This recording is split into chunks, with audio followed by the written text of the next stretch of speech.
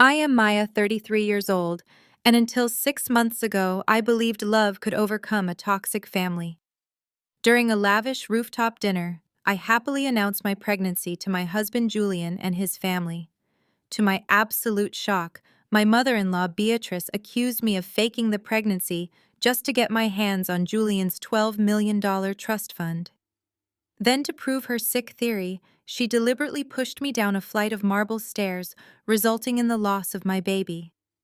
What she did not know was that the quiet, independent financial consultant she despised was actually the hidden co-founder of a massive private equity firm. Before I tell you how I systematically dismantled their entire life and took everything they owned, please hit the like button and subscribe. Let me know in the comments where you are watching from today. The warm Atlanta evening breeze carried the faint sound of jazz music across the private rooftop terrace of the Grand Marquis Hotel. We were gathered to celebrate family, or so I thought. Waiters in crisp white shirts poured expensive champagne into crystal flutes, moving silently among the tables. I sat at our reserved table feeling a mixture of profound joy and nervous anticipation. My hand rested gently over my stomach, where a tiny new life was growing. I had waited for the perfect moment to share this news, hoping it would finally bridge the gap between me and my wealthy in-laws. For 4 years, I had endured their condescension. Beatrice had always made it clear that I was not good enough for her son. I came from a working-class neighborhood in Chicago, completely lacking the Southern aristocratic pedigree the Blackwell family prided themselves on. During our engagement, Beatrice had actively tried to introduce Julian to other women, conveniently ignoring my presence. I tolerated the constant disrespect, the backhanded compliments, and the deliberate exclusions because I truly believed Julian and I were building a partnership that could withstand external pressure. Tonight, I foolishly believed a grandchild would melt the ice and bring us together. I reached into my designer clutch and pulled out the small, glossy ultrasound photograph. I placed it gently on the linen tablecloth right in the center where everyone could see it. I took a deep breath and announced with a wide, hopeful smile that Julian and I were expecting our first child. The reaction was immediate, but it was the exact opposite of what I had prayed for. The table fell dead silent. The gentle jazz music playing in the background suddenly seemed overwhelmingly loud against the quiet terrace. Beatrice did not smile. She did not gasp in delight or offer congratulations. Instead, her face contorted into a mask of pure, unadulterated disgust. She reached out with her diamond-covered fingers and snatched the ultrasound photo off the table, holding it up as if it were a piece of contaminated trash. "You expect me to believe this timing is a coincidence?" she asked, her voice slicing through the pleasant evening air like a razor blade. Julian turns 35 next month. That is the exact age he needs to be to unlock his grandfather's $12 million trust fund. And suddenly, the fiercely independent woman who claimed she was not ready for children is miraculously pregnant. I stared at her, completely paralyzed by the viciousness of her words. The woman who had made my life a living hell for the past 4 years was now accusing me of the most despicable manipulation imaginable. "It is your grandchild, Beatrice," I said, my voice trembling but gaining strength. "This is not a corporate merger. It is a baby. It is a life Julian and I created out of love." Chloe, my sister-in-law, leaned across the table. Chloe had married Julian's brother Marcus just 8 months ago, and she had quickly become Beatrice's favorite. She was exactly the kind of woman Beatrice wanted for her son's wealthy, compliant white, and deeply entrenched in the local socialite scene. Chloe adjusted her pearl necklace, a recent gift bought with family money, and offered me a sickeningly sweet, condescending smile. "Oh, Maya, please," Chloe said, her voice dripping with fake pity and thinly veiled malice. "You have been running your little online consulting hustle from the guest bedroom for 3 years. You think we do not know you are trying to secure a permanent bag before Julian realizes he has outgrown you. You are completely out of your depth in this family. A baby is just a convenient anchor to secure your claim to the Blackwell fortune." I refused to even look at Chloe. She was nothing but a pawn in Beatrice's cruel games, repeating whatever venom she thought would earn her favor. Instead, I turned to Julian, my husband of 4 years. the man who had held my hand in our bathroom when the pregnancy test turned positive just weeks ago, the man who had wept tears of joy and promised we would be the best parents in the world. I expected him to stand up. I expected him to slam his hand on the table and demand respect for his wife and his unborn child. But Julian was staring intently at his polished leather shoes, actively avoiding my eyes. He shifted his weight uncomfortably, his shoulders slumped in submission to his mother's dominating presence. Julian had grown up with silver spoons and summer homes, never having to work a day in his life for anything he wanted. I had clawed my way out of poverty, working double shifts to pay for college and eventually building my own wealth. I kept my true financial status hidden from Julian because I wanted a marriage based on love, not bank accounts. I wanted to know he loved me for me. But as I sat at that table looking at his weak posture, I realized he only loved the compliant, quiet wife he thought I was. Julian, I said, my voice dropping to a dangerous whisper. Are you really going to sit there and let them speak to me like this? Are you going to let them insult our child and my integrity? Julian finally looked up, and the expression on his face shattered my heart into a million irreparable pieces. It was a portrait of absolute cowardice. Maya. He began, his voice weak and hesitant. Mom makes a fair point. You have been on birth control since we got married, and with the trust distribution coming up so soon, it just looks really bad to the family. Can we just get a paternity test or maybe have a doctor of my mother's choosing verify the pregnancy? The betrayal hit me with such force that I felt physically ill. The air was knocked out of my lungs. The man I loved, the man I shared my bed and my life with, wanted me to take a paternity test to appease his wealthy mother. He was willing to sacrifice my dignity to protect his access to the $12 million trust fund. You want to verify if I am actually pregnant with your own child? I asked, the disbelief echoing loudly in my own ears. I stood up, pushing my chair back so hard it scraped loudly against the stone terrace, drawing curious glances from nearby tables. The excitement and joy of the evening turned to complete ash in my mouth. I grabbed my clutch, feeling a new cold resolve settling over my shattered heart. I am leaving, I announced, staring directly at Julian, with a gaze devoid of any remaining affection. When you manage to find your spine, Julian, you can let me know. I turned on my heel and started walking toward the terrace steps. I wanted nothing more than to escape these toxic people, to breathe some fresh air and protect the tiny life growing inside me. But Beatrice was not finished with me. Her pride could not handle being walked away from. She lunged forward with surprising speed for a woman her age. Her acrylic nails dug painfully into my bare forearm, gripping me with incredible punishing strength.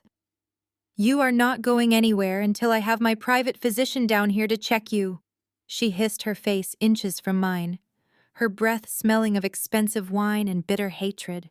You are not trapping my son for $12 million, you gold-digging fraud. Let go of me, I demanded, trying to yank my arm away from her claw-like grip.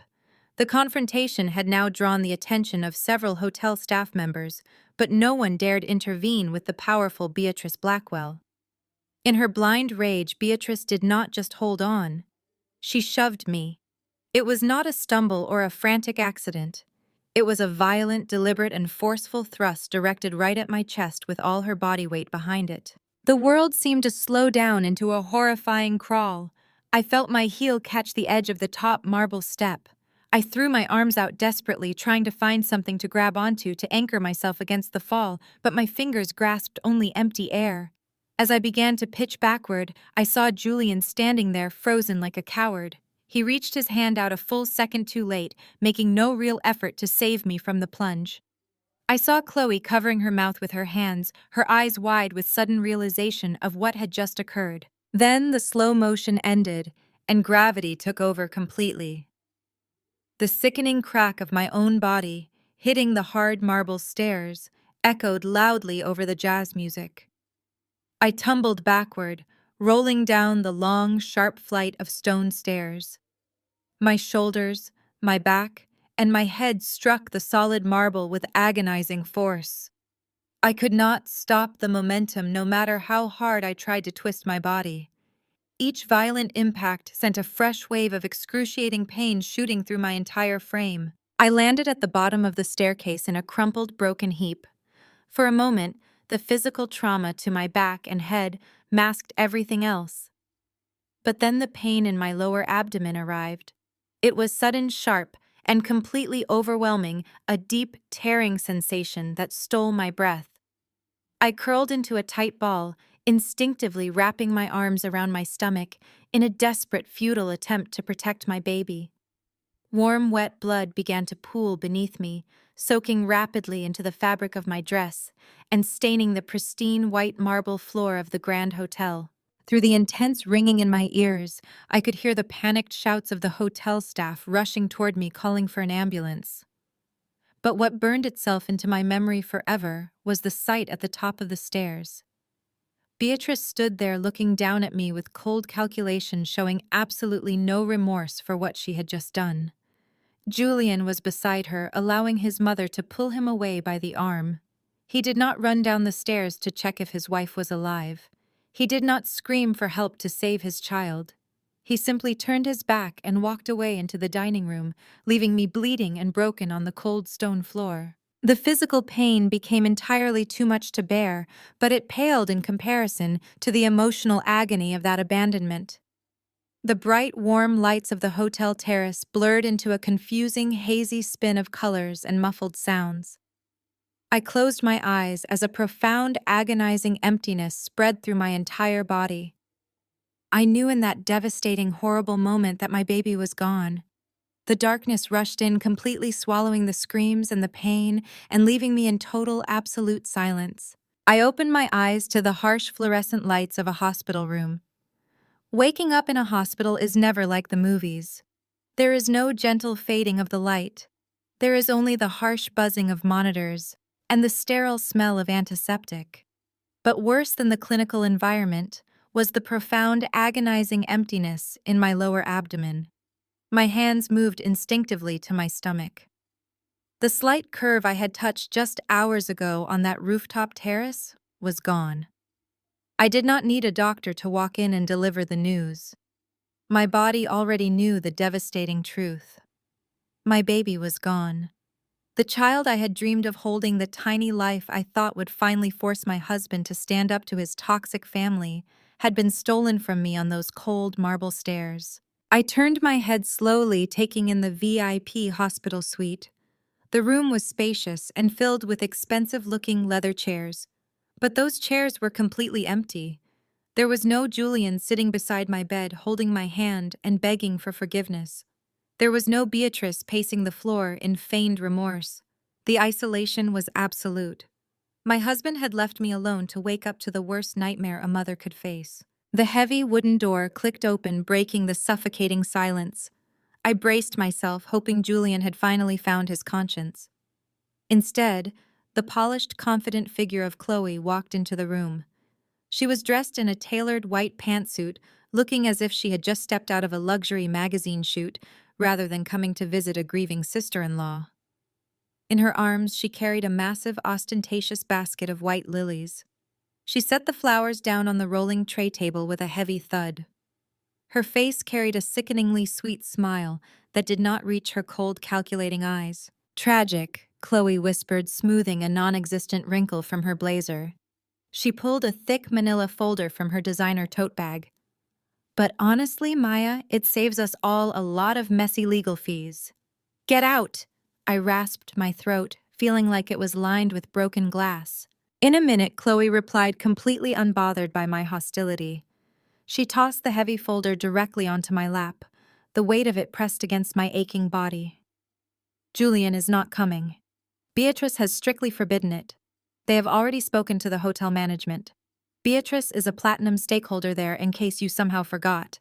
The security footage of your clumsy fall has been tragically corrupted. A technical glitch, they said. So it is your word against three of ours." I stared at the brown folder resting on my legs.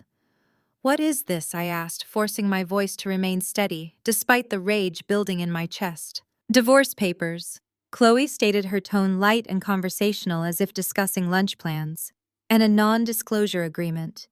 You sign away any right to Julian's assets, any claim whatsoever to the $12 million trust fund, and you keep your mouth completely shut about what happened with Beatrice tonight.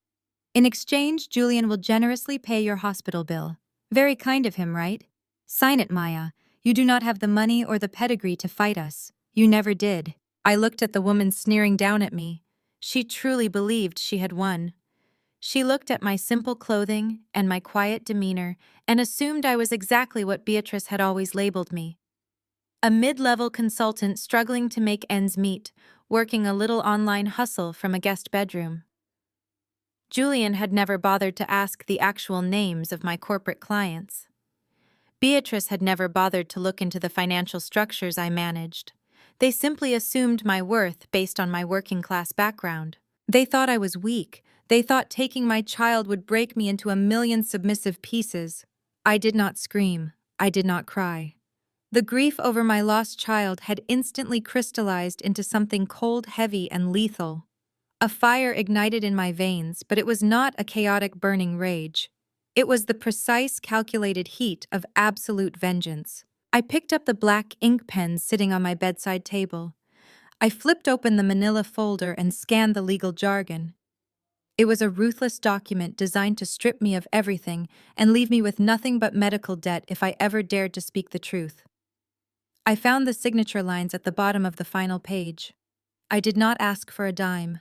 I wrote a giant bold 0 in the space designated for spousal support requests.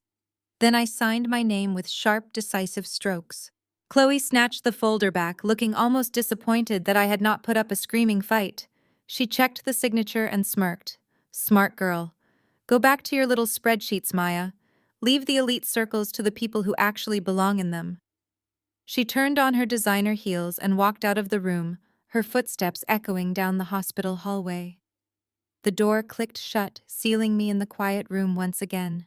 The second the door closed, I reached for the oxygen monitor clipped to my index finger and pulled it off. The machine protested with a loud rhythmic beeping, but I ignored it. I grabbed my phone, sitting cracked but functional on the side table. The screen spiderwebbed with glass shards from the fall still responded to my touch. I dialed a secure unlisted number that I had memorized years ago. Vanguard Capital. Speak. The voice on the other end was sharp, professional, and alert. David, I said, my voice dropping to a dangerous, icy tone. It is Maya. Boss David replied, his professional tone shifting immediately to concern. You missed the quarterly review board meeting this evening. Is everything okay? No, I said, staring hard at the white lilies Chloe had left behind. But it is about to be highly profitable for us. I want you to initiate an immediate, aggressive audit of the Blackwell family holdings. Specifically, I want you to look into Marcus Blackwell's real estate development firm. Marcus, David asked, confusion clear in his voice. Your brother-in-law. I thought we kept family entirely out of the portfolio. Not anymore, I stated firmly. Dig deep into their leverage. I know Marcus has been bleeding money on that downtown commercial project for months. Find out exactly who holds his debt. I want Vanguard to buy it all. Every single bond, every leveraged loan, every margin account he and his wife Chloe currently possess. I do not care if you have to pay a premium to acquire it. Buy their debt. Consider it done, David said, the sound of rapid typing echoing over the phone line. Anything else? Yes, I continued, my mind working through the financial architecture of the Blackwell Empire, the Grand Marquis Hotel in Buckhead. Find out who holds their commercial mortgage. Buy that, too. By the end of this quarter, I want to own the literal ground my ex-mother-in-law walks on. I hung up the phone before David could ask any more questions. Julian and his family had spent 4 years treating me like a charity case, entirely unaware of the truth. They thought I was a small-time freelancer. They had no idea that the consulting business I ran from my home office was actually Vanguard Capital, a private equity firm managing over $800 million in assets. I was the silent co-founder. I built that empire from nothing, using the brilliant mathematical mind they constantly mocked. They took my baby to protect a $12 million trust fund. I was going to take their entire empire to avenge my child. I pushed myself up in the hospital bed, ignoring the sharp spikes of pain shooting up my spine. The physical injuries would heal, the emotional wounds would fuel my strategy. I had spent 4 years playing the compliant, quiet wife because I valued love over power. I had minimized my success to protect Julian's fragile ego. I had swallowed Beatrice's insults to keep the peace. But peace was no longer an option. They had drawn first blood on that rooftop. I carefully swung my legs over the side of the hospital bed. The cold floor sent a shiver up my bare feet. I needed to leave this sterile room. I needed to get back to my sanctuary, my real office, where the servers hummed and the financial markets never slept. Every minute I wasted in this bed was a minute they spent celebrating their perceived victory. My phone buzzed in my hand. It was a text message from David. He worked fast.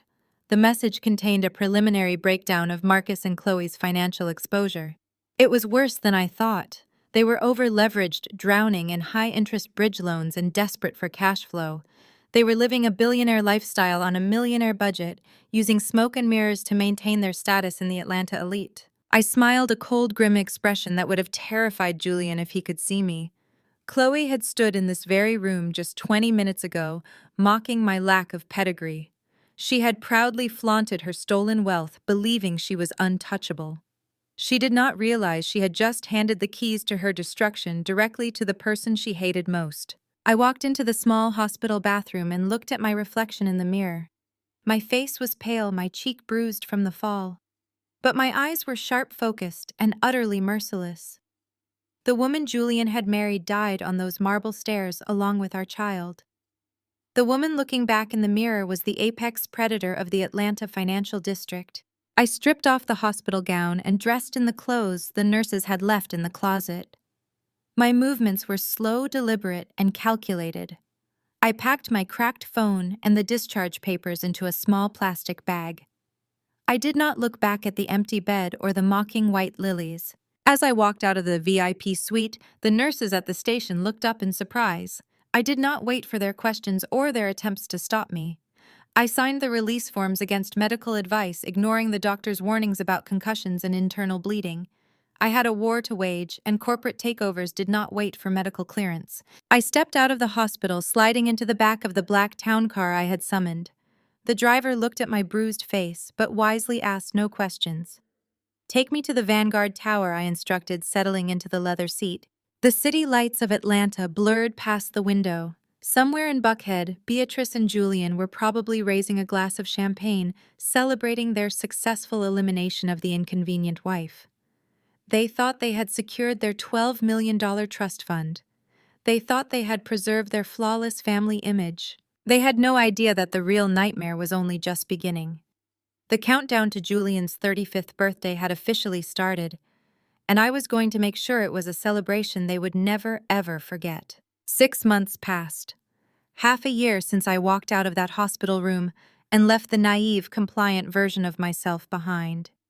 The air inside the exclusive Buckhead Steakhouse was thick with the scent of seared prime rib truffle butter and generations of generational wealth. I sat alone in a secluded corner booth, wrapped in the quiet power of anonymity. I wore a simple black cashmere turtleneck and tailored trousers. My hair was pulled back into a sharp, severe, sleek style. I slowly sipped my sparkling water, observing the dining room like a hawk watching a feeding ground. Across the expanse of white linen tables and crystal chandeliers, a loud, obnoxious laugh echoed over the low murmur of the evening crowd. Marcus and Chloe were holding court at a center table. They were toasting with a massive magnum of expensive vintage champagne, showing off to another prominent Atlanta couple. Chloe wore a designer silk dress that screamed newly acquired wealth. Marcus looked flushed and overly confident, his tie loosened as he leaned across the table to dominate the conversation. "I am telling you, the commercial real estate market is practically handing us free cash right now," Marcus bragged, his voice carrying across the dining room. "We are aggressively expanding the portfolio next month. Julian's trust fund officially unlocks on Friday, and the family will be completely untouchable." I wiped my mouth delicately with a heavy linen napkin. My face remained an emotionless mask, but inside I felt a cold, sharp thrill of anticipation. Marcus was putting on a spectacular performance. He projected the image of a titan of industry, a real estate genius who had the world at his fingertips. But I knew the absolute truth.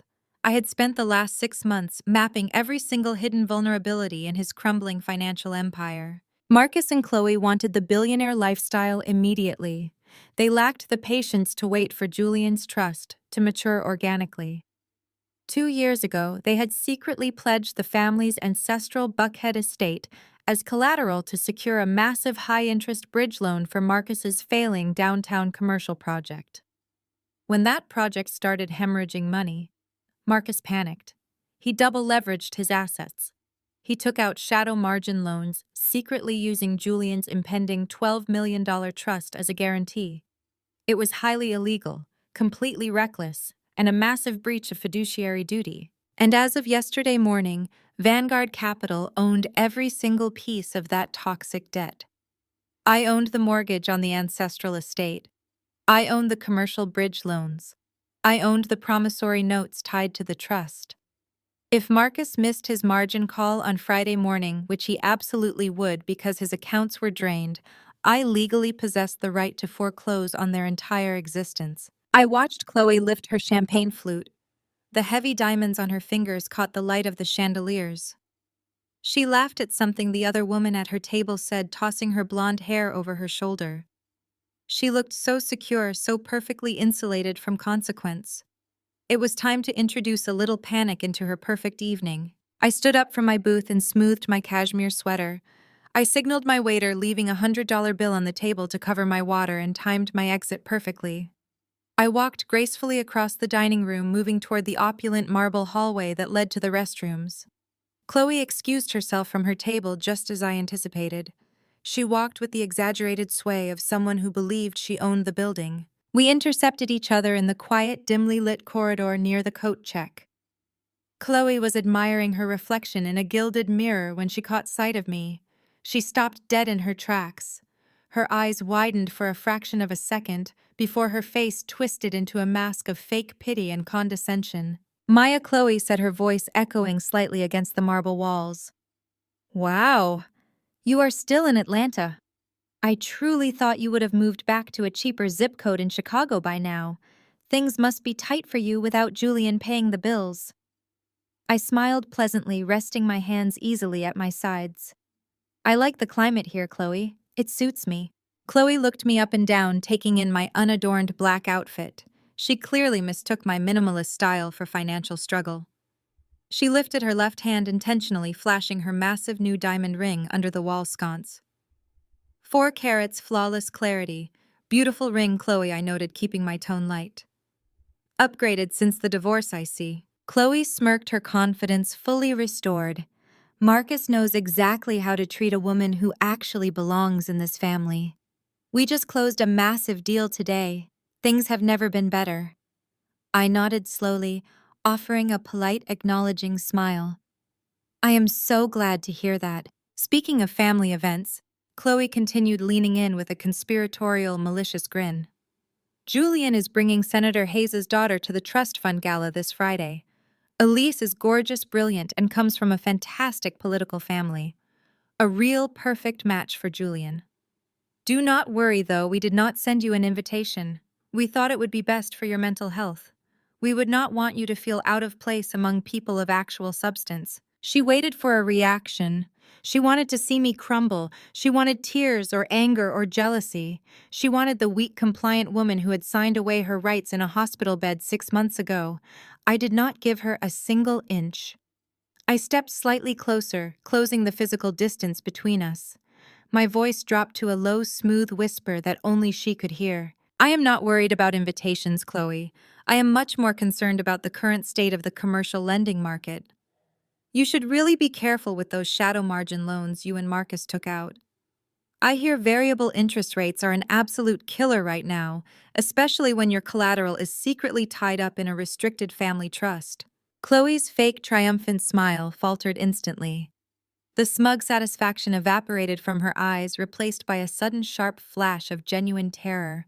The color drained completely from her cheeks, leaving her looking pale and sickly under the warm hallway lights. Her hand dropped rigidly to her side, the heavy diamond ring suddenly seeming to weigh her down. "I do not know what you are talking about," Chloe stammered, her voice tight and defensive. She took a small step backward, her heels clicking loudly against the stone floor. "Sure you do not," I replied softly, my gaze locking onto hers with unyielding intensity. "Just make sure you read the fine print on those debt restructuring agreements, Chloe. The market is entirely unforgiving to people who borrow money they do not actually have." "Are you threatening me?" Chloe hissed, glancing around the empty hallway to ensure no one was listening. "You are just a bitter freelancer, Maya. You have absolutely no idea how real business works." I offered her one last chilling smile. "Enjoy the rest of your champagne, Chloe. It might be the last bottle you can afford for a very long time." I turned and walked away, my posture perfectly straight, my footsteps echoing with calm, measured authority. I did not look back. I did not need to. I could feel Chloe standing frozen in the hallway, her mind racing with panic as she tried to calculate exactly how much I knew. The seed of paranoia had been successfully planted. She would go back to that table and whisper frantic questions to Marcus. They would spend the rest of the week desperately checking their accounts, waiting for a disaster they could not quite see coming. Let them scramble, let them sweat. The trap was set and the jaws were about to snap shut. I stepped out of the restaurant into the warm, humid Atlanta night. The valet immediately brought around my dark, sleek sedan. I slipped into the driver's seat feeling an electric surge of pure adrenaline. The encounter had gone exactly as I meticulously planned. Chloe was arrogant, but she was not completely stupid. She knew the danger of their over-leveraged position. My subtle warning would consume her thoughts entirely. I drove back to my luxury high-rise apartment in Midtown, leaving the illusion of the struggling consultant far behind me. My living room was transformed into a sophisticated command center. Multiple large monitors glowed on my sleek glass desk, displaying real-time data streams, portfolio valuations, and legal documents pertaining to the Blackwell family assets. David had executed my orders flawlessly. Vanguard Capital now legally owned the Blackwell legacy. Every brick of their ancestral estate, every share of their commercial projects, and the contractual rights to Julian's impending trust payout were all firmly within my grasp. I poured myself a glass of aged bourbon and stood by the floor-to-ceiling windows, looking out over the glittering city skyline. The Blackwells believed they ruled Atlanta. They believed their social standing made them invincible. They had mocked my background, dismissed my intellect, and literally tossed me aside when they thought I threatened their precious fortune. They thought the $12 million trust fund was their ultimate shield. But wealth built on lies and stolen collateral was nothing but a fragile house of cards. Friday was Julian's 35th birthday. The grand gala was supposed to be his triumphant coronation, the moment he officially took control of his inheritance and paraded his new politically connected fiancée before the city elite. Beatrice had planned the event for months, ensuring every major power player in Georgia would be there to witness their family's supreme glory. It was the perfect stage for a public execution. I picked up my phone and dialed David. He answered on the first ring, clearly still working late at the Vanguard offices. "David," I said, staring at my reflection in the dark glass of the window, "I need you to confirm the final status of the Blackwell margin calls." "Everything is locked and loaded, boss." David replied, his tone crisp and efficient. "Marcus missed his payment deadline this afternoon. We issued the formal margin call at 4 in the afternoon. They have exactly 48 hours to produce $30 million in liquid capital or we seize everything." "They cannot produce $30 million, I stated simply. "They are entirely broke." "Exactly," David agreed. "Come Friday morning, the Blackwell family will legally be in default. We have the foreclosure documents drafted and ready to execute.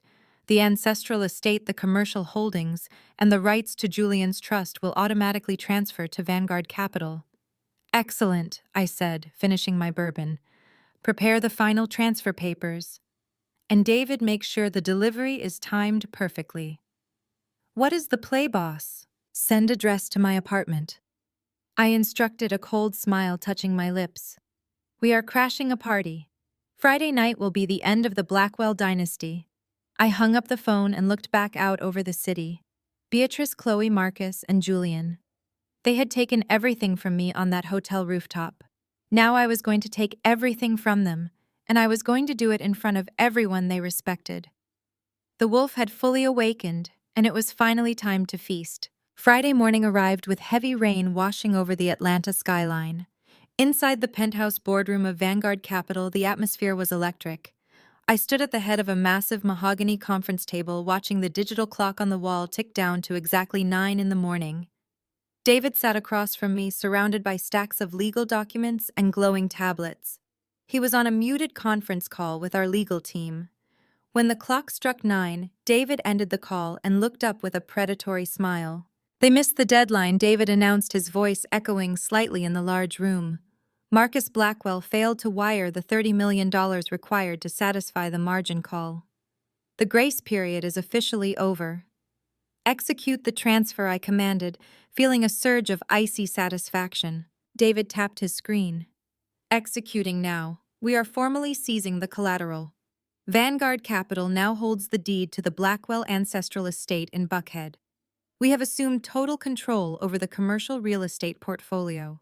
And most importantly, we have legally intercepted the assignment of the $12 million trust fund. The bank managing the trust has been notified of the lien. Julian cannot touch a single penny. I walked over to the floor-to-ceiling windows, looking down at the slick, wet streets below. For 6 months, I had orchestrated this exact scenario. Marcus had been desperate. He had bled money on a terrible commercial development in Midtown.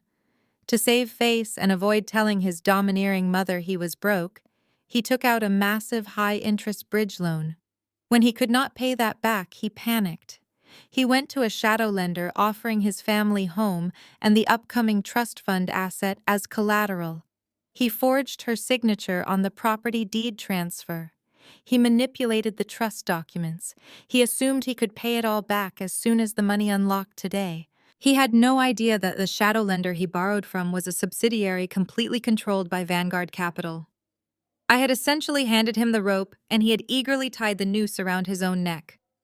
Are we expecting any legal pushback? I asked, turning back to David. They will try, David replied, sorting the signed affidavits. But the paperwork is ironclad. Marcus signed away their entire empire willingly. When he realizes what happened today, he will likely try to hide it from Beatrice and Julian until after the party tonight. He will hope for a miracle that is never going to come. Let him sweat, I said, grabbing my coat. The party starts at 8. Make sure our legal team is on standby. I want the final foreclosure notices printed on heavy bond paper. We are delivering them in person tonight. I left the Vanguard building and headed to my apartment to prepare for the evening. The rain had cleared, leaving the city fresh and vibrant. I spent the afternoon transforming myself. I was no longer the quiet, supportive wife who wore modest dresses to blend into the background. Tonight, I was going to be impossible to ignore. My stylist arrived at 4 in the afternoon with the garment I had specifically commissioned for this occasion. It was a custom emerald green gown, tailored to fit me with absolute perfection. The color was rich, vibrant, and undeniably powerful. I paired it with diamond drop earrings that I had purchased with my own money, a symbol of the wealth I had built entirely without outside help. My hair was styled in sleek waves cascading down my back, and my makeup was sharp and flawless.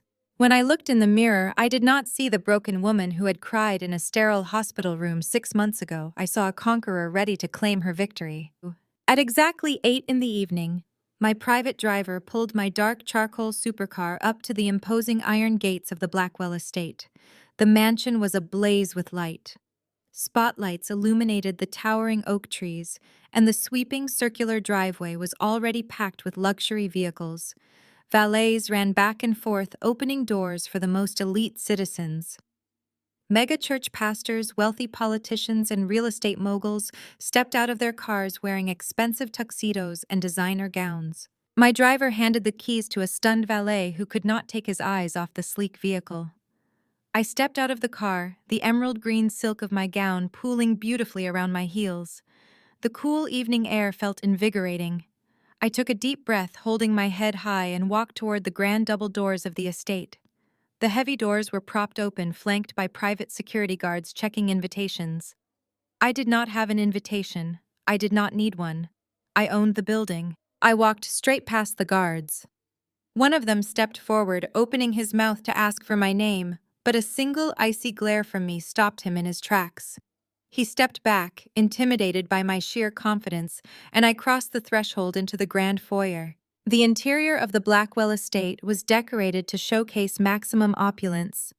Crystal chandeliers hung from the soaring ceilings, casting a warm golden glow over the hundreds of guests. Waiters carried silver trays loaded with champagne and expensive appetizers. A string quartet played softly in the corner, trying to be heard over the loud, arrogant chatter of the city upper crust. My entrance did not go unnoticed.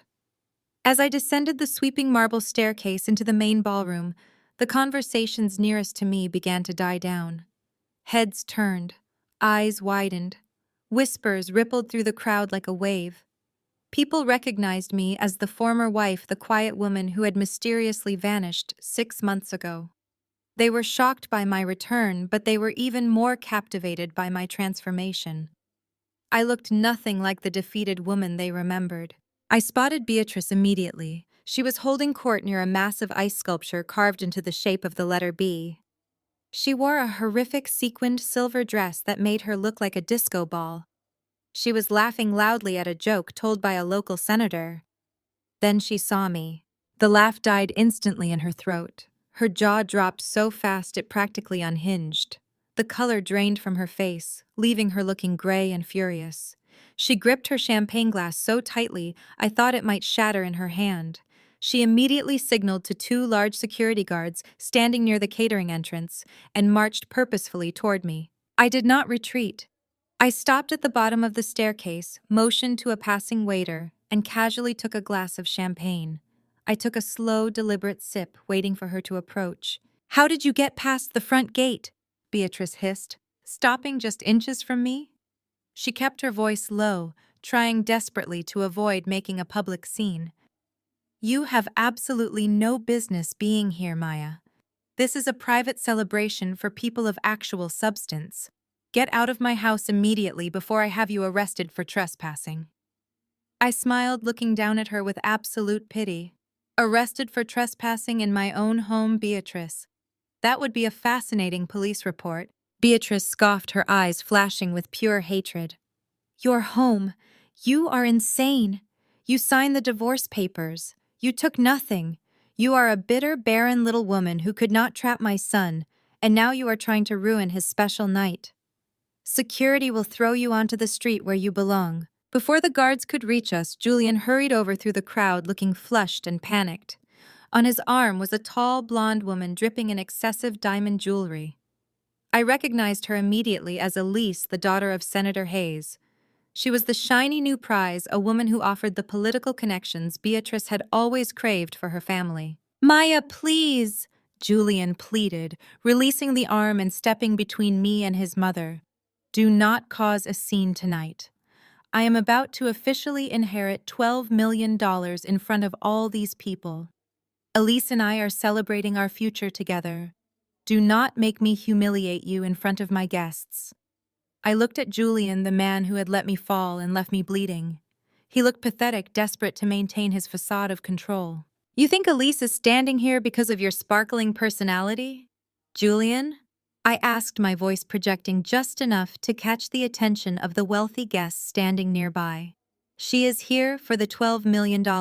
She is here for the prestige. Which is incredibly funny, because I came here tonight to inform you that your $12 million no longer exists." Julian let out a laugh, exchanging a look with Beatrice. "You are completely and utterly delusional, Maya. The lawyers are literally in the study preparing the transfer papers as we speak." Julian added, his voice dripping with arrogance and condescension. "You have lost your mind, Maya. Security will handle this."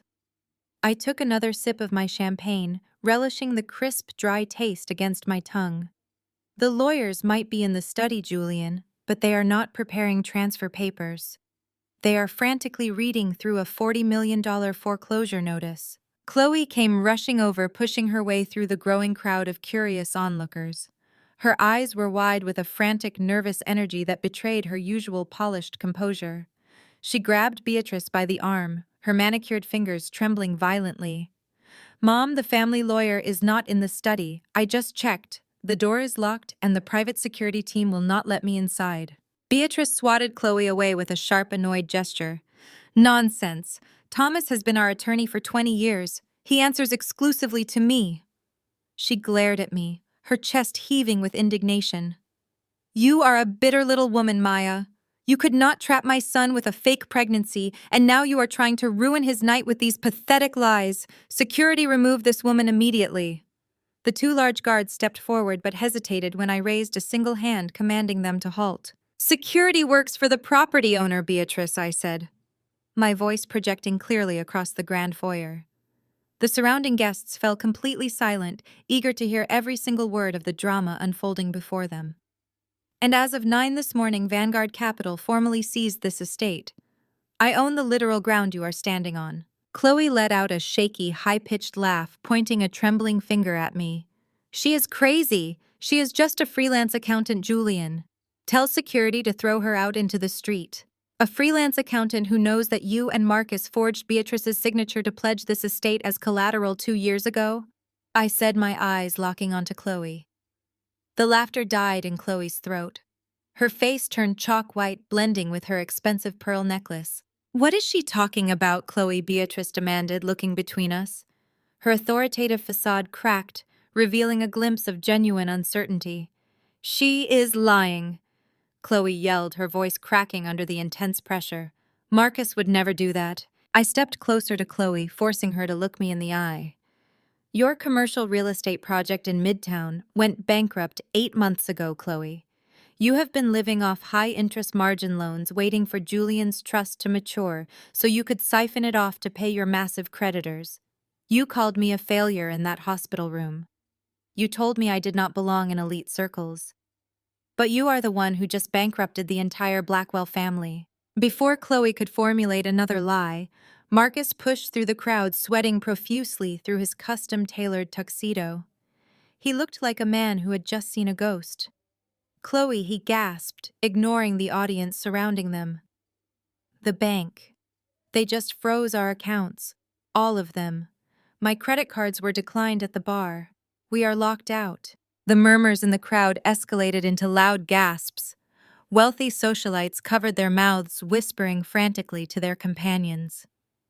The illusion of the untouchable Blackwell empire was fracturing in real time right before their eyes. Beatrice grabbed Marcus by the lapels of his tuxedo, her face contorted in sheer panic. "Marcus, what did you do? Tell me she's lying right now." I did not give him the chance to answer. "Before we get into Marcus committing financial treason against his own family," I said, raising my voice to address the entire room, "let us address why I am really here tonight." I reached into my clutch and pulled out a small black remote. The massive projector screen positioned behind the grand staircase was currently displaying a static image of the Blackwell family crest. It was supposed to show a tribute video of Julian's life later in the evening. I pressed a single button. The screen flickered. The family crest vanished. Instead of baby photos and graduation speeches, crisp, high-definition security footage began to play on the massive screen. The guests gasped in unison. The video displayed the rooftop of the Grand Marquis Hotel. The timestamp in the corner proved it was exactly 6 months ago. The footage clearly showed Beatrice lunging at me, screaming in my face, and then violently shoving me backward down the marble stairs. It showed my body tumbling down the hard steps. It showed Julian watching me fall, then turning his back and walking away with his mother while I lay bleeding on the ground. "Turn it off!" Beatrice screamed, her hands flying to her face in horror. "That is a deepfake. It is manipulated. Turn it off right now." The Grand Marquis Hotel upgraded their security cameras to 4K resolution last year, I announced to the horrified crowd. My voice remained steady, cutting through Beatrice's hysterical screams. When Beatrice used her local influence to have the hotel manager delete the footage, she did not realize the hotel had been quietly acquired by Vanguard Capital 2 days prior. The footage was automatically backed up to our secure cloud servers. You cannot delete the truth when I own the servers. Julian stared at the screen, physically shaking. He looked sick. His new fiancée, Elise, watched the video with undisguised disgust. She dropped Julian's arm, stepping away from him, as if he carried a highly contagious disease. She quickly turned and disappeared into the crowd, leaving him entirely alone. That woman, I said, pointing directly at Beatrice, murdered my unborn child, and this family covered it up to protect a trust fund. The heavy oak doors of the grand foyer suddenly swung open with a loud, echoing thud. My lawyer, David, flanked by 3 uniformed police officers and 2 federal marshals, walked purposefully into the room. The crowd parted instantly, allowing them a clear path to the center of the foyer. Maya, you really think you can do this? Beatrice spat, though her voice was trembling violently. Her eyes darted toward the police officers. I have the best defense attorneys in the state. I play golf with the judge. You cannot touch my money. David stepped forward, adjusting his glasses. He handed a thick stack of legal documents directly to Marcus. You do not have any money left, Mrs. Blackwell. David turned to face the crowd, projecting his voice with practiced legal authority. As legal counsel for Vanguard Capital, I am serving notice of immediate foreclosure on this property due to a massive breach of trust and default on a $40 million leveraged loan executed by Marcus and Chloe Blackwell. Julian spun around, grabbing Marcus by the collar of his tuxedo. What did you do with my $12 million, Marcus? What did you do? I had to, Marcus cried out, trying to push his brother away. The business was going under. We were facing total ruin. We used your trust as a phantom guarantee for the margin loans to buy us some time. We were going to pay it back. I swear we were going to pay it back. And because Marcus illegally pledged the trust as collateral and subsequently defaulted, I said smoothly, stepping into Julian's line of sight, the entire $12 million trust has been legally seized by the primary creditor to satisfy the massive debt. You are not a millionaire tonight, Julian. You are completely broke. You do not even own the tuxedo you are currently wearing. Chloe burst into tears, sinking to her knees on the polished marble floor. Her perfect facade had entirely melted away, leaving a desperate, terrified woman in its place. We have nothing, she sobbed, her hands covering her face. We have absolutely nothing left. You have exactly what you gave me in that hospital room, Chloe, I whispered, looking down at her. $0. The police officers moved forward, unholstering their handcuffs. They approached Beatrice, who backed away until she hit the edge of the ice sculpture. Beatrice Blackwell, the lead officer, stated, his voice echoing in the dead silent room. You are under arrest for aggravated assault and manslaughter of an unborn child. You have the right to remain silent. Anything you say can and will be used against you in a court of law. Get your hands off me! Beatrice shrieked, struggling as the cold steel snapped securely around her wrists. Julian, do something! Marcus, call the governor, call the mayor, someone help me right now! But no one in the crowds moved a single muscle. The elite politicians, the pastors, the real estate moguls, they were already quietly edging toward the exits, desperate to avoid the toxic fallout of the Blackwell family's spectacular public implosion. No one wanted to be associated with a family facing bankruptcy and murder charges. Julian fell to his knees directly in front of me. The arrogant air, the man who had let me bleed on a hotel floor, was entirely broken. Tears streamed down his face, ruining his perfectly groomed appearance. Maya, please, he begged, reaching out to touch the hem of my gown. I am sorry. I was terrified of her. I was so incredibly scared of my mother. Please, you have all this money now. You own Vanguard. Just forgive the debt. We can start over. I will do whatever you want. I looked down at the man I had once loved with my whole heart. I searched myself for any lingering trace of affection, any small drop of pity. I felt absolutely nothing. The void he had created when he walked away from our dying child was now filled with cold, hard justice. You watched our baby die, Julian, I said, my voice steady and completely void of emotion. And you walked away to protect your money. Now you have neither. I stepped around him, avoiding his grasping hands. My heels clicked sharply against the marble floor as I addressed the remaining Blackwells. You have exactly 1 hour to vacate my property, I announced, the command ringing clear through the foyer. If anyone is still inside this house at 10 this evening, I am having you arrested for trespassing. I did not look back. I walked straight out the front doors, the cool Atlanta night air hitting my face like a refreshing wave. The valet had already pulled up my charcoal black supercar, leaving it idling near the entrance. Behind me, the frantic screams of my former mother-in-law echoed through the night as she was shoved unceremoniously into the back of a police cruiser. Marcus and Chloe were sobbing on the front steps, their glamorous lives reduced to ashes. The mighty Blackwell empire was dust completely eradicated by their own unbridled greed and sickening arrogance. I slipped into the driver's seat, the powerful engine roaring to life with a ferocious, satisfying purr. I put the car in gear and drove out of the massive iron gates, leaving the complete wreckage of my past in the rearview mirror, entirely and beautifully untouched by their ultimate ruin. The rain had left the Buckhead streets slick, mirroring the streetlights like shattered glass. My driver navigated the charcoal McLaren toward the Blackwell estate. For 6 months, I had envisioned this exact night, mapping out every variable and financial mechanism required to strip them of their stolen empire. The estate loomed ahead, a sprawling monument to Southern aristocracy and generational arrogance. Massive iron gates stood wide open, flanked by security guards checking invitations. Beyond the gates, the circular driveway was choked with luxury vehicles. Valets scrambled to keep up with the influx of the Atlanta elite arriving in droves, eager to witness the grand unlocking of Julian Blackwell' $12 million trust fund. I sat in the back of the McLaren, perfectly still. I wore a custom emerald green Tom Ford gown fitting like a second skin. The color was deliberate, a rich, vibrant shade of money and uncompromising power.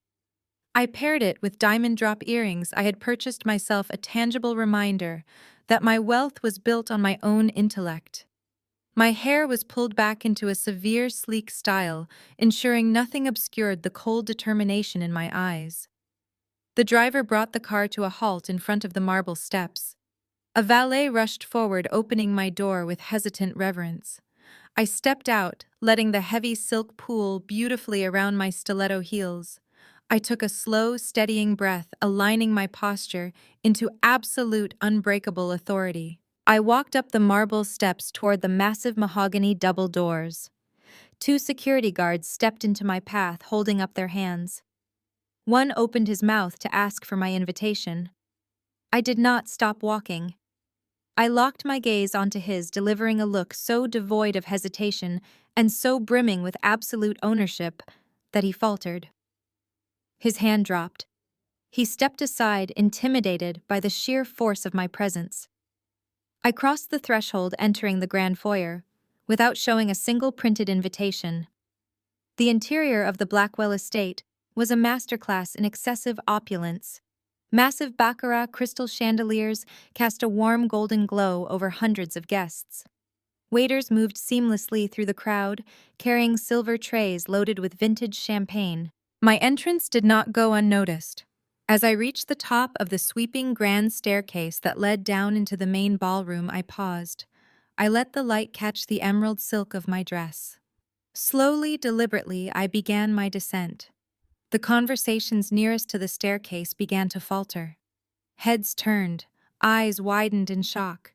The loud chatter died down, spreading through the room like a wave of sudden realization. People recognized me.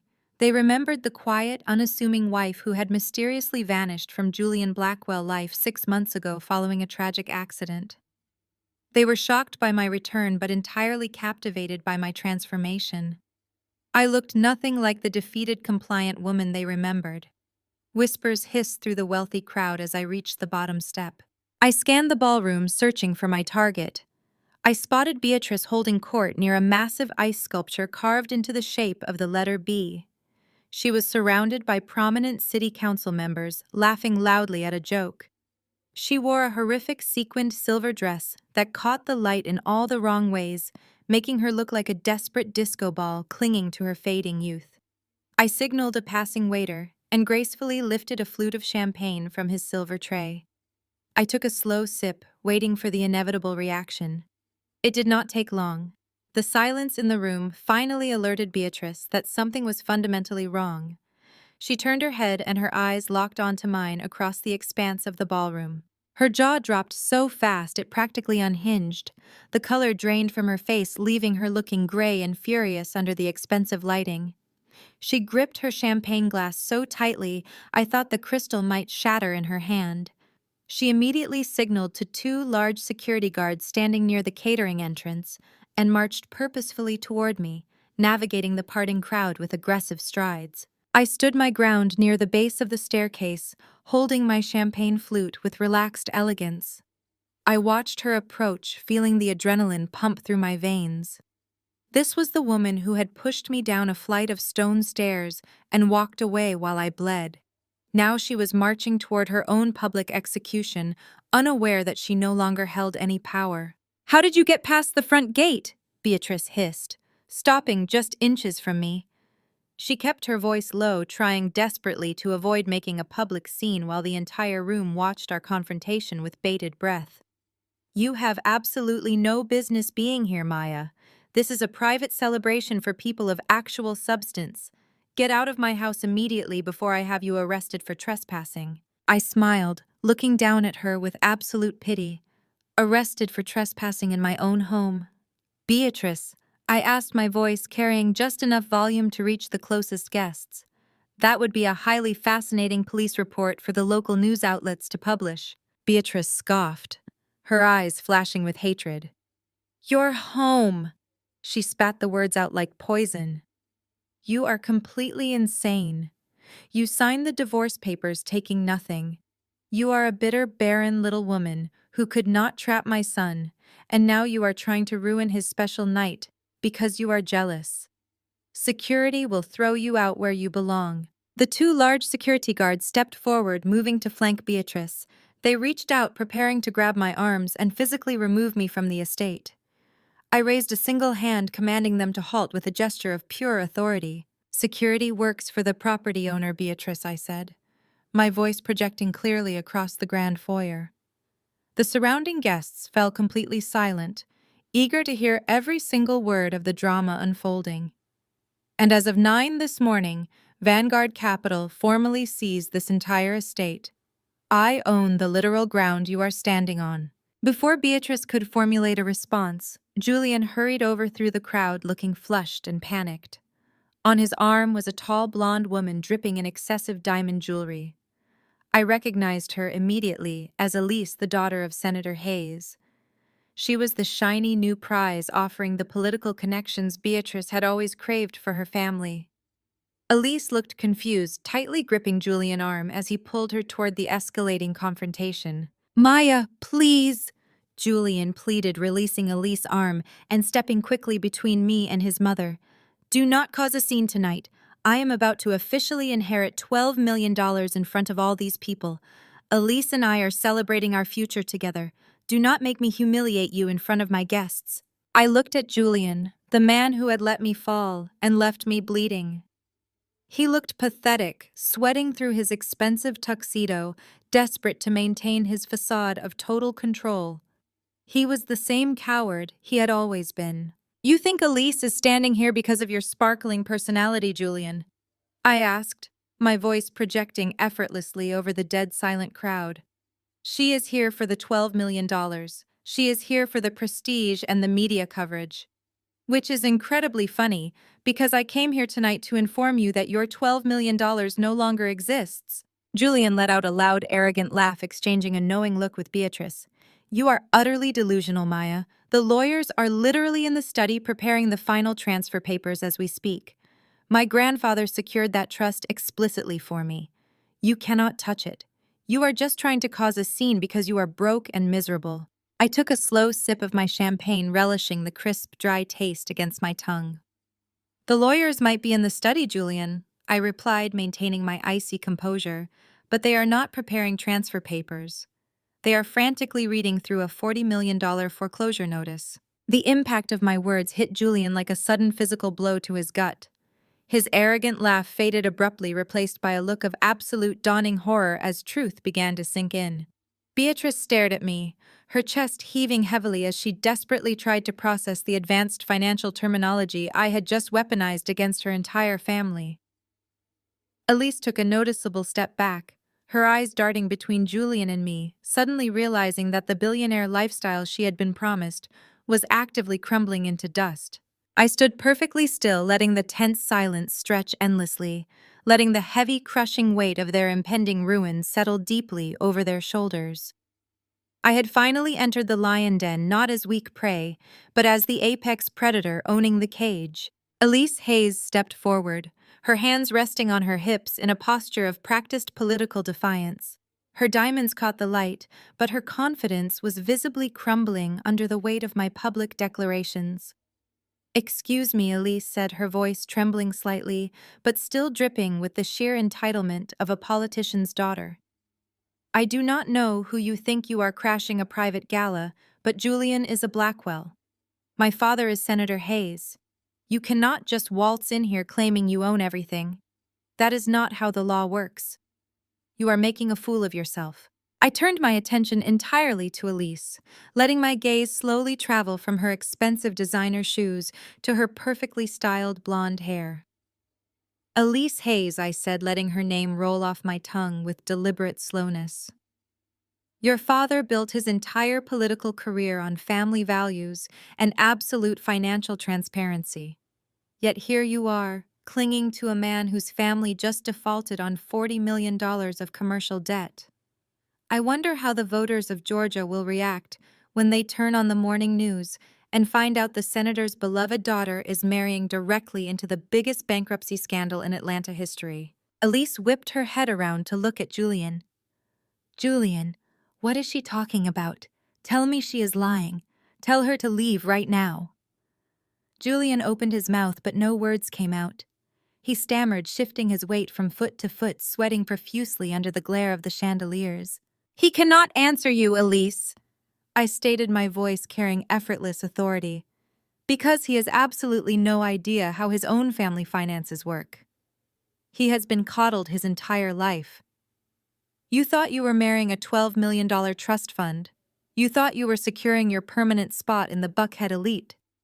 But you are standing in a foreclosed house holding the arm of a man whose bank accounts were completely frozen at 9 o'clock this morning. If you want to protect your father's precious political campaign, I highly suggest you let go of his arm and walk out that door right now before the press arrives." Elise stared at Julian, her eyes searching his panicked, sweating face for any sign of reassurance. Finding none, her expression twisted into pure, utter disgust. She snatched her arm away from his grasp, as if his touch physically burned her. Julian reached for her, but she slapped his hand away. Without saying another word, Elise turned on her heels and marched straight through the crowd of gaping onlookers, heading directly for the front doors. Julian watched her leave, his shoulders slumping, his grand future dissolving into nothingness. "You are lying!" Chloe screamed, pushing her way through the parting crowd of wealthy guests. Her carefully styled hair was beginning to unravel, framing her face in frantic disarray. She grabbed Beatrice by the arm, desperately seeking safety. "Mom, do not listen to her. She is just a freelancer trying to extort us. She is bluffing.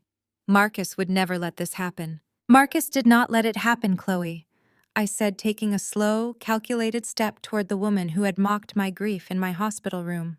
"He caused it, and you helped him do it." I locked my eyes onto Chloe, forcing her to confront the reality she had desperately tried to outrun.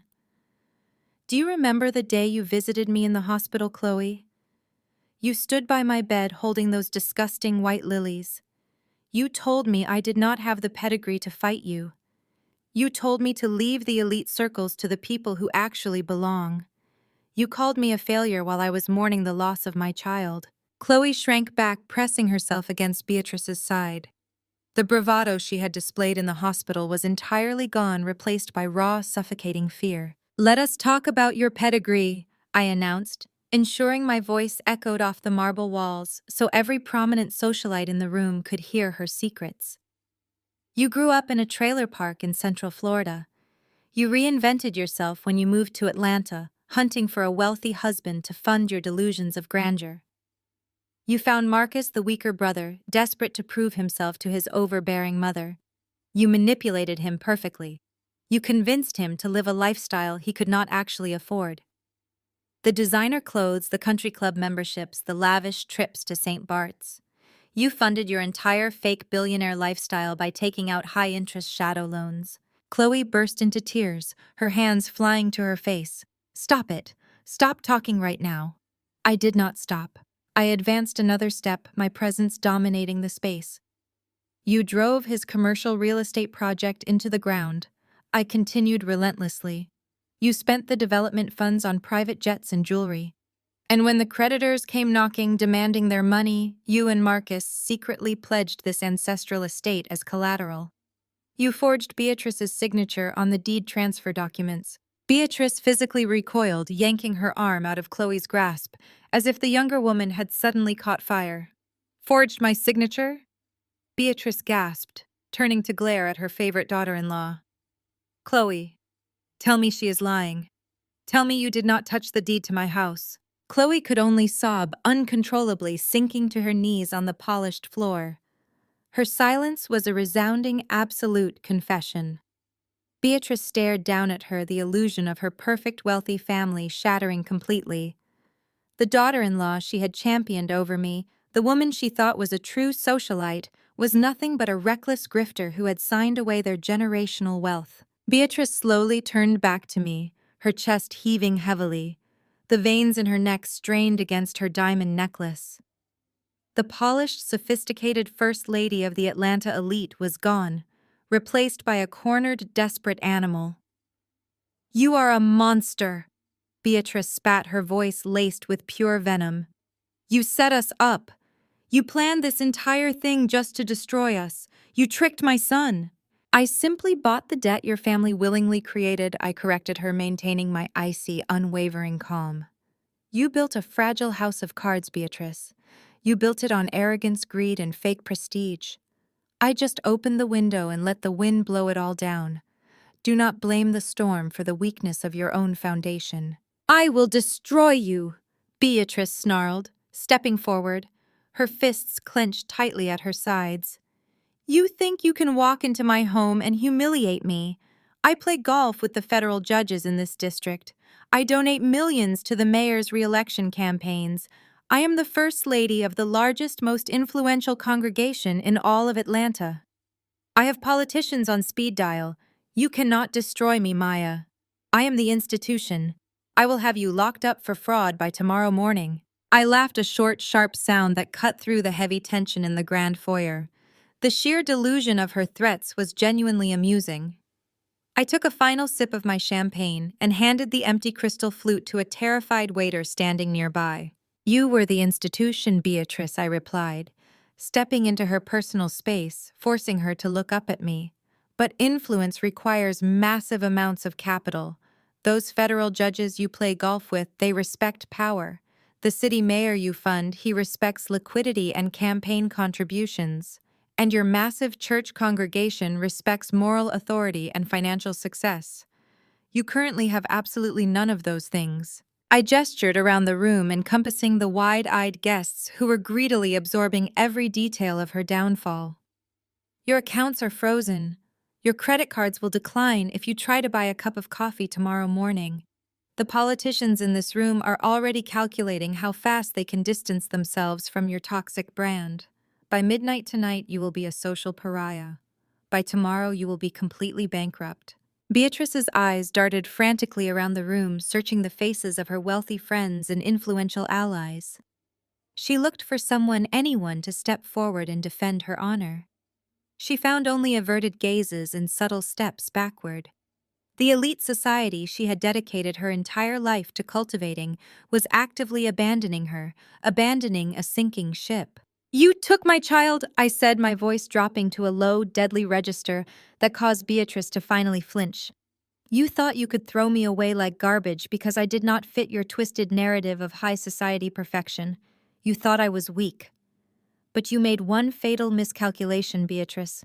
You forgot that the people who build their own empires from scratch know exactly how to tear down the ones built on glass. Julian finally found his voice, stepping forward with his hands raised in a pathetic gesture of surrender. Maya, please. He begged, tears streaming down his face, ruining his perfectly groomed appearance. We can fix this. I will sell everything. I will pay you back. Just do not take the house. Do not take the trust. It is all we have left. You have nothing to sell, Julian, I stated firmly, shutting down his desperate pleas. Vanguard Capital owns the assets. Vanguard Capital holds the debt, and I am Vanguard Capital. You chose to protect your mother's lies over your wife's safety. You chose $12 million over your own child. Now you get to live with the terrifying consequences of your cowardice. The heavy silence in the room was absolute. The guests were frozen, unwilling to miss a single second of the spectacle. Beatrice stood trembling violently, her entire worldview dismantled, her illusions of superiority ground into dust beneath the heels of my emerald gown. Chloe wept loudly on the floor, a broken mess of designer fabric and ruined ambitions. Julian stared at me, his eyes empty, completely devoid of the arrogant pride he had worn just 20 minutes prior. I had delivered the reality check they so desperately needed. I had stripped away their masks, their money, and their dignity. But I was not finished. The financial ruin was only the first part of my vengeance. They still needed to face the moral execution. The crowd had heard about the bankruptcy, but they had not yet seen the true depths of Beatrice's depravity. It was time to show Atlanta exactly what kind of monster had been leading their elite circles. I turned my attention from the weeping figures on the marble floor to the massive velvet drapes covering the far wall of the ballroom. Behind those heavy drapes sat the state-of-the-art projection system Beatrice had rented for the evening. It was meant to display a touching, meticulously edited documentary about Julian and his path to inheriting the prestigious family fortune. Beatrice had likely spent tens of thousands of dollars hiring professional filmmakers to craft a fake narrative of generational excellence to impress her wealthy friends. I raised my right hand and snapped my fingers once. David stepped back and spoke quietly into his concealed earpiece. The heavy velvet drapes slowly parted mechanically, retracting to reveal the cinematic screen hidden behind them. Beatrice scrambled to her feet, her sequined dress catching the light in erratic, chaotic flashes. "Turn it on!" she screamed at the audio-visual technicians stationed in the elevated corner booth. "Play the tribute video right now. We are going to celebrate my son. Play the video and drown this lunatic out completely." The head technician frantically pushed buttons on his soundboard, but nothing happened. He looked up, sweating profusely under the bright lights. "Mrs. Blackwell, I have lost control of the system. The local network is completely locked out." "You do not control the network anymore, Beatrice," I said, holding up my phone for her to see. "The Vanguard Capital Cybersecurity Division gained remote access to your smart home systems yesterday afternoon. You cannot hide behind your carefully curated home movies tonight. Tonight we are watching a documentary directed entirely by reality." I tapped the screen of my phone with deliberate precision. The grand chandeliers illuminating the ballroom instantly dimmed, plunging the space into theatrical darkness. A collective gasp rippled through the hundreds of elite guests. The massive projector screen flared to life, casting a harsh bluish-white glow over the terrified faces of the Blackwell family. The video did not begin with soft music or nostalgic childhood photographs. It began with the stark, silent reality of the Grand Marquis Hotel rooftop. The timestamp in the lower right corner flashed in bold white numbers, proving the exact date and time. It was exactly 6 months ago to the day. The 4K resolution was terrifyingly crisp, capturing every single agonizing detail of that tragic night. The prominent guests watched in absolute stunned silence as the security footage played out before them. They saw me standing near the edge of the terrace, visibly pregnant, holding my small clutch. They saw Beatrice march into the frame, her face visibly contorted with unfiltered, unhinged rage. Because the camera had high-definition audio recording capabilities installed by Vanguard after the purchase, the entire ballroom heard her voice echo perfectly through the premium surround sound speakers. "You expect me to believe this timing is a coincidence?" The digital version of Beatrice shrieked, her voice bouncing off the marble pillars of her own magnificent home. Julian turns 35 next month. That is the exact age he needs to be to unlock his grandfather's $12 million trust fund. The massive crowd murmured in genuine shock. I watched the prominent megachurch pastors and powerful city council members exchange horrified, uncomfortable glances. They were finally hearing the polished, elegant First Lady of Atlanta high society sounding exactly like a ruthless, calculating predator. The high-definition video continued playing relentlessly on the massive screen. It showed Chloe sneering maliciously in the background and Julian staring cowardly at his polished shoes. It showed me turning around to walk away, choosing to protect my peace and my unborn child from their toxic presence. Then it showed the exact horrifying moment that changed my entire life forever. The distinguished guests gasped collectively as the giant screen displayed Beatrice suddenly lunging forward. They saw her perfectly manicured hands dig viciously into my bare arm. They heard her scream with venomous hatred that I was not going to trap her precious son for $12 million. And then they clearly saw the fatal shove. It was not an accidental bump. It was not a clumsy mistake. The footage captured the violent, aggressive thrust of Beatrice's arms with undeniable clarity. The entire ballroom watched in suspended, horrified animation as my digital body pitched dangerously backward. They heard the sickening bone-crushing thud echo through the speakers as I hit the hard marble stairs. They watched me tumble downward lifeless and terribly broken, bouncing brutally against the sharp stone edges. Several wealthy women in the crowded room screamed aloud, covering their faces in sheer terror. A prominent state senator covered his mouth with his trembling hands, looking physically nauseated by the graphic violence.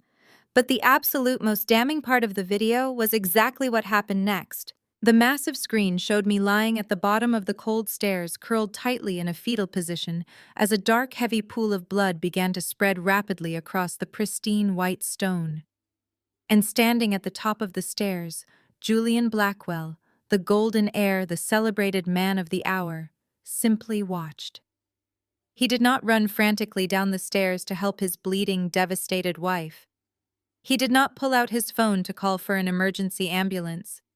He simply let his mother grab his arm, and he willingly, cowardly turned his back, walking back into the luxurious party to protect his unearned inheritance. The video finally faded to black, leaving the massive screen entirely dark. The grand chandeliers slowly hummed back to life, bathing the enormous room in warm light once again. The resulting silence in the grand foyer was absolute, deafening, and incredibly heavy. The breathable air felt entirely sucked out of the expansive room. "Turn it off!" Beatrice shrieked, her voice completely shattering the suffocating quiet. Her voice was shrill, panicked, and completely unhinged, sounding like a cornered wild animal. She pointed a violently shaking finger at the blank white screen. "That is a complete fake. It is artificial intelligence. She hired someone to make a deepfake video to frame me for a crime I never committed. I never touched her. Julian, tell these people I never touched her." Beatrice grabbed Julian's arm, desperately trying to pull him forward to defend her honor. But Julian remained totally frozen, staring blankly ahead into the crowd. He absolutely could not defend her. The visual evidence broadcast to the entire room was too absolute, too overwhelmingly real to deny. He looked completely shattered, entirely destroyed by the very public broadcast of his ultimate moral failure. The Grand Marquis Hotel upgraded their security cameras to 4K resolution last year. I announced, my voice slicing sharply through her hysterical, desperate denials. When you used your political influence to force the hotel manager to delete the local security footage, you forgot one crucial, critical detail, Beatrice. Modern security systems upload simultaneously to the cloud. I stepped closer to her, ensuring every single person in the room could clearly hear the final heavy nail being driven deep into her coffin. When you secretly bribed the manager, you did not realize the hotel had been quietly acquired by Vanguard Capital exactly 2 days prior. The footage was automatically backed up to our encrypted secure servers. You cannot possibly delete the truth when I own the servers storing it. "You are lying!" Beatrice screamed, foul spit flying wildly from her trembling lips. She lunged aggressively toward me, her hands raised like sharp claws ready to strike me down, just as she had ruthlessly done on that hotel rooftop. Two of the armed federal marshals instantly stepped forward, physically blocking her destructive path. They placed their heavy hands firmly on their duty belts, warning her silently to back down immediately. Beatrice stopped breathing heavily, her chest heaving aggressively as she realized she was completely firmly cornered. There was absolutely no escape from this. The unedited, raw file of that footage I continued maintaining my steady, lethal, unwavering gaze has already been authenticated by independent forensic experts. And as of 8 o'clock this morning, that exact video file has been sitting directly on the desk of the District Attorney of Fulton County. The remaining color drained entirely from Beatrice's face, leaving it a ghostly, hollow white. The mention of the powerful district attorney broke the final, pathetic remnants of her grand illusion. She personally knew the district attorney. She had aggressively funded his political opponent in the last major election cycle. He would show her absolutely no mercy whatsoever. The terrifying reality of a lengthy prison sentence finally pierced her arrogant, stubborn delusion. "You murdered my unborn child, Beatrice," I said, the raw, devastating truth hanging heavy in the silent air. "You committed a violent, horrific crime simply to protect a trust fund that your family had already secretly squandered away. You traded a human life for a simple bank account, and now you have completely lost both." The silence following my declaration hung in the air like a physical weight. Beatrice crumpled inward, her arrogant posture completely collapsing as the two federal marshals maintained their firm grip on her arms. She had traded a human life for a bank account, and now she possessed neither. I did not waste another second looking at her. She belonged to the criminal justice system now. I slowly turned my body away from the ruined matriarch and directed my attention to the opposite side of the grand foyer. Marcus and Chloe were huddled together near the base of the sweeping staircase. They looked like two frightened children who had just been caught playing with matches in a burning house. Chloe was hyperventilating, her perfectly manicured hands clutching Marcus's tuxedo jacket. Marcus was staring at the marble floor, sweat pouring down his temples and soaking his expensive white collar. I raised my hand and gestured toward the heavy oak doors at the front entrance. David, my lead counsel, nodded sharply. He signaled to the security detail stationed outside. The massive doors swung open again, revealing 5 individuals dressed in impeccably tailored navy suits. They carried heavy leather briefcases and thick stacks of bound financial documents. This was the Vanguard Capital Forensic Accounting Division, a team of ruthless financial experts who had spent the last 6 months dissecting every single transaction, wire transfer, and hidden account associated with the Blackwell Empire. The guests parted like the Red Sea as my team marched into the grand foyer. The sheer presence of these corporate executioners sent a fresh wave of panic through the remaining Atlanta elite. Everyone in that room understood the universal language of a hostile takeover. David took the lead, stepping directly into the center of the room. He unclasped his briefcase and pulled out several thick red folders.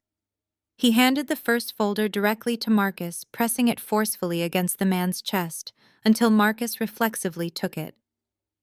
Then David instructed his team to place copies of the executive summary on the silver catering tables scattered around the room. It was a deliberate, highly calculated move to ensure total financial transparency. The prominent politicians, real estate developers, and mega-church pastors could read the damning evidence for themselves. Marcus stared at the red folder in his hands as if it were a live explosive. He did not dare open it. He already knew exactly what those pages contained. While Beatrice was busy orchestrating physical violence, I announced, my voice echoing off the vaulted ceilings. Marcus and Chloe were busy orchestrating one of the most pathetic, transparent financial frauds in the history of Buckhead real estate. Chloe shook her head frantically, her blonde hair whipping around her tear-stained face. "No," she gasped, pointing a trembling finger at me. "Do not listen to her. She fabricated those documents. Marcus is a brilliant developer. We have millions in pending assets. She is trying to steal our legitimate business." I let out a harsh, echoing laugh that sliced through her pathetic defense. "You do not have a legitimate business, Chloe. You have a glorified Ponzi scheme wrapped in a designer suit." I stepped closer to them, forcing the golden couple to shrink backward against the mahogany banister. Let us talk about your brilliant real estate development in Midtown, the project that supposedly required a $40 million bridge loan. According to the forensic audit conducted by Vanguard Capital, less than 30% of that loan was actually allocated to construction costs. The contractors have not been paid in 8 months. The steel suppliers filed mechanics liens against the property last Tuesday. Marcus squeezed his eyes shut, shaking his head in silent, miserable defeat. So where did the remaining $28 million go? I asked the room at large, acting as a prosecuting attorney presenting a watertight case to a jury of their peers. It went directly into a series of offshore shell companies registered in the Cayman Islands under Chloe's maiden name. From there, the funds were systematically siphoned back into domestic accounts to fund a fake billionaire lifestyle. I turned my gaze squarely onto Chloe, stripping away every ounce of her fabricated pedigree. That 4-carat flawless diamond ring on your finger, purchased with funds stolen directly from the electrical contractors, the private jet timeshares, paid for by defaulting on the Midtown property taxes, your endless vacations to St. Bart's, your designer wardrobe, your lavish country club events, all of it was financed by actively embezzling money from your own investors. The collective gasp from the surrounding crowd was deafening. The wealthy socialites who had previously toasted to Chloe's success now looked at her with pure, unadulterated revulsion. In their world, losing money was a tragedy, but stealing from investors to buy jewelry was an unforgivable, trashy sin. Chloe had violated the ultimate rule of their social class. She was a fraud. You needed cash to keep up the illusion. I continued, my voice steady and commanding. But the bridge loan money ran out. You were drowning in debt, facing massive margin calls and staring at imminent federal indictments for wire fraud. You needed a bailout. You needed a massive injection of clean, untraceable cash. I slowly shifted my focus to Julian, who was standing frozen a few feet away, watching his brother with dawning absolute horror. That is when Marcus decided to leverage the family trust I explained, connecting the final devastating dots for Julian. Marcus went to a shadow lending firm. He offered Julian's impending $12 million trust fund as collateral for an emergency high-interest margin loan. He forged the necessary assignment documents, banking on the fact that Julian was too lazy and too incompetent to ever audit his own inheritance. Julian's face contorted into a mask of pure rage. He launched himself at his brother, grabbing Marcus by the throat and slamming him violently against the wooden banister. "You stole my money! You stole my entire life!" Julian screamed, his voice cracking with hysterical panic. "That was my inheritance. Grandfather left that for me." Marcus shoved Julian backward, his own panic finally breaking through his paralysis. "I had to do it." Marcus yelled back, his face red and sweating. "The feds were going to arrest me, Julian. I needed the liquidity to cover the missing investor funds. You never worked a day in your life.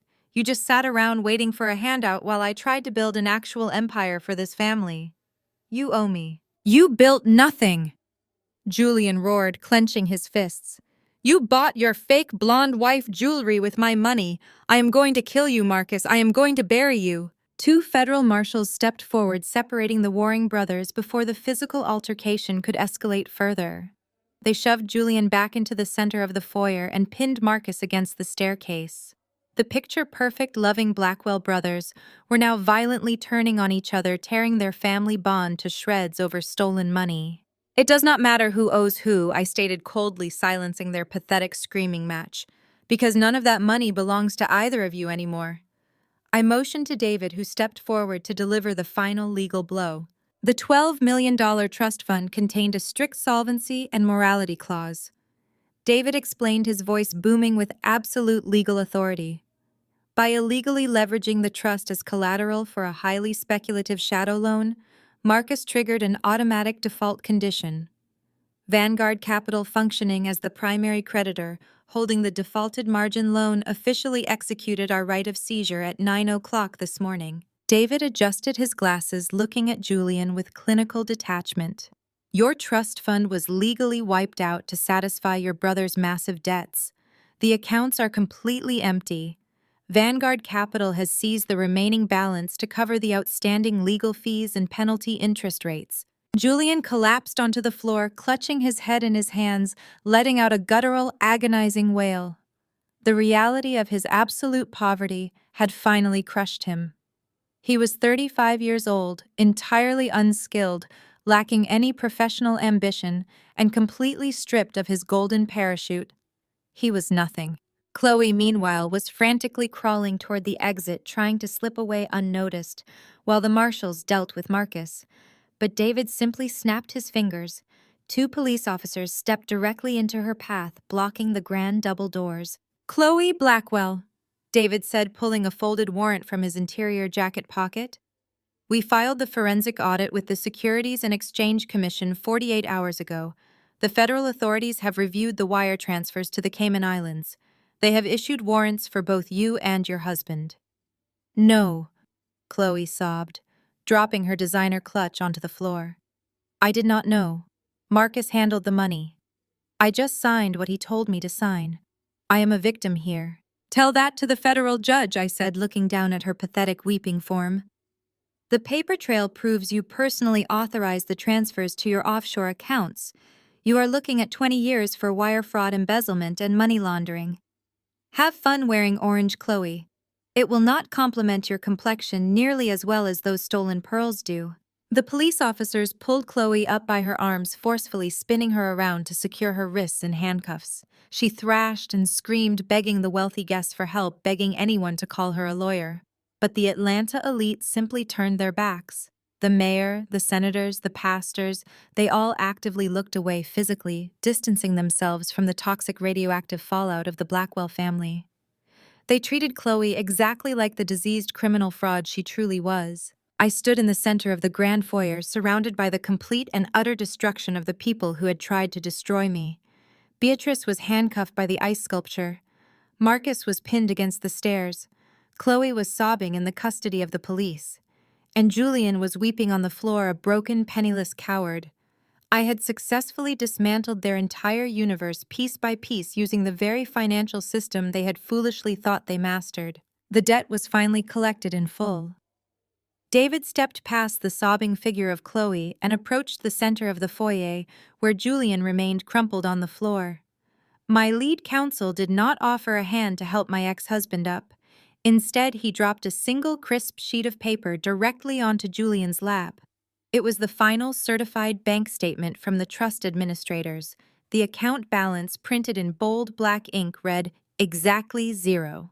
You have 72 hours to clear your personal belongings from the secondary properties," David stated, his voice devoid of any human sympathy. "The Vanguard Capital Asset Management team will be changing the locks on the Buckhead estate tonight. If you or your brother attempt to remove any fixtures, artwork, or vehicles purchased with company funds, you will face additional charges for grand larceny." Julian picked up the paper with trembling hands. His eyes scanned the document, darting frantically back and forth, as if hoping the zeros would magically transform into the millions he had been promised his entire life. A guttural sob ripped from his throat. The golden boy of Atlanta high society was officially a pauper. Across the foyer, the federal marshals yanked Marcus away from the mahogany banister. He did not fight them. The arrogant real estate developer looked completely hollowed out. His shoulders slumped, his expensive tuxedo suddenly looking like a borrowed costume. The police officers hoisted Chloe to her feet, ignoring her hysterical pleas for mercy. As they marched the couple toward the grand entrance, the remaining guests practically climbed over each other to get out of the way, treating the Blackwells like carriers of a deadly plague. "Maya, please!" Beatrice shrieked, struggling violently against the tight metal handcuffs securing her wrists behind her back. "You cannot let them do this to me. I am the First Lady of the congregation. I am a pillar of this community. You are destroying a legacy that took generations to build." I turned slowly, letting the emerald silk of my gown sweep across the marble floor. I walked toward the woman who had tormented me for 4 long years. She was standing near the massive ice sculpture shaped like the letter B. The ice had begun to melt under the warm lights, dripping steadily onto the floor, like the ticking clock of her vanishing empire. "You destroyed your own legacy." "Beatrice," I said, my voice perfectly calm, echoing clearly in the vast space. You built your entire life on a foundation of cruel manipulation and ruthless greed. You thought your money made you a god. You thought your social connections gave you the right to decide who was worthy of sitting at your table. And when you realized you could not control me, you decided to kill my child. I stepped within inches of her. The two police officers holding her arms tightened their grip, anticipating another violent outburst.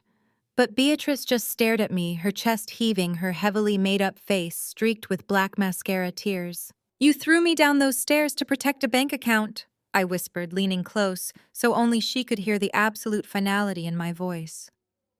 "You traded your own grandchild for a piece of paper. And the ultimate irony, Beatrice, is that the money was already gone. You committed murder to protect an empty vault. You sold your soul for absolutely nothing." Beatrice let out a haunting, agonizing wail. It was the sound of a woman realizing that every single one of her terrible sins had been committed in vain. Her knees buckled, and she would have collapsed onto the wet marble if the officers had not held her upright. "Take her away," I commanded, stepping back and smoothing my dress. "She is ruining the atmosphere of my new home." The officers hauled Beatrice toward the heavy oak doors. She kicked and screamed, her expensive silver-sequined dress catching the light one final time before the darkness of the Atlanta night swallowed her whole. The flashing red and blue lights of the police cruisers waiting in the circular driveway cast an eerie, frantic glow across the grand foyer. The heavy wooden doors slammed shut behind her, sealing her fate permanently. Only Julian remained. The grand foyer, once packed with the most powerful people in the state, was now entirely empty. The elite politicians and wealthy socialites had fled the scene like rats escaping a sinking ship, completely unwilling to associate themselves with the radioactive fallout of the Blackwell family. The string quartet had quietly packed their instruments and vanished. The catering staff had retreated to the kitchens. It was just me, my legal team, and the broken man kneeling on the floor. Julian whispered, his voice hoarse and pathetic. He slowly crawled forward, dragging himself across the polished stone until he was at my feet. He reached out with trembling hands, grabbing the delicate fabric of my gown. I looked down at him, feeling a profound sense of detachment. There was no anger left inside me. There was no sadness. The man gripping my dress was a total stranger. "We were married, Maya." He pleaded, tears pouring down his cheeks. "We took vows. We promised to love each other through better or worse. I know I messed up. I know I was a coward on that rooftop. But I was terrified of her. You know how she is. She controlled everything. She controlled the money, the family, the business. I was trapped. Please, Maya. You are a billionaire. You own Vanguard Capital. You have more money than you could ever spend in a lifetime. Just give me another chance. Let me show you I can be the man you need. We can start over." I stared at him, letting his pathetic, desperate lies hang in the silent air. "You were not trapped, Julian," I stated, my voice cold and hard as steel. "You were comfortable. You enjoyed the privilege and the luxury that came with obeying your mother. You enjoyed the status. You happily played the role of the dutiful heir because it meant you never had to work a single day in your life. You never had to build anything. You never had to stand up for anything." I reached down and forcefully peeled his trembling fingers off my dress, brushing the fabric clean. "When you saw me falling down those stairs, you had a choice." I continued, stepping back to put physical distance between us. "You could have been a husband. You could have been a father. You could have rushed to my side and fought for the family we created. But you did exactly what you have always done. You calculated the financial risk, and you chose the easiest path. You chose the $12 million. I did not know what she was going to do," Julian sobbed, burying his face in his hands. "I swear to God, I did not know she was going to push you. But you knew what to do after she pushed me." I shot back, my tone slicing through his excuses. "You signed those divorce papers. You let Chloe bring me a non-disclosure agreement while I was mourning our baby. You happily agreed to erase me from your life because it guaranteed your trust fund. You are not a victim, Julian.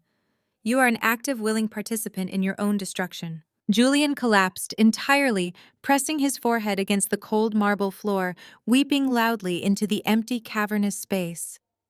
My legal team stood silently by the staircase, maintaining a professional, respectful distance.